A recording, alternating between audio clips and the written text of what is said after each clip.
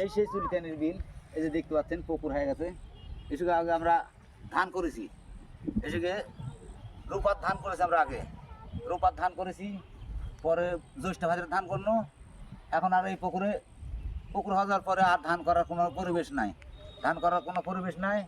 আমার 2.5-3 বিঘা মাটি, 2.5-3 বিঘা মাটির মধ্যে আমার একটা মাটিতে আমার ধান করতে পারি না, সব পুকুরের মধ্যে চলে গেছে। এখন সম্পূর্ণ চাল কিনে খেতে হচ্ছে। আমরা খুব কষ্টের মধ্যে আছি, এই পুকুর করতে দিয়ে খুব কষ্টের মধ্যে আছি। পুকুর করতে দেওয়াটাই ঠিক হয়নি।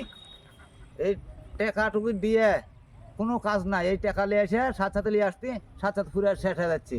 আর ধান করলে গোটা বছর বসে থেকে বাড়ির ধানের ভাত খাচ্ছি আমি, আর এখন কোনো ভাত নাই, সব কিনে কিনে খাইতে হচ্ছে।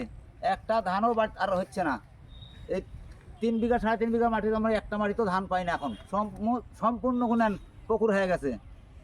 এখন এই টাকা এসে সাথে ফুরে যাচ্ছে, আর বাড়ির ধানের কোনো ভাত নাই, কিনা চালের ভাত খাইতে স্বাদ নাই রে ভাই, খাইতে স্বাদ নাই। খুব কষ্টের মধ্যে আছি আমরা।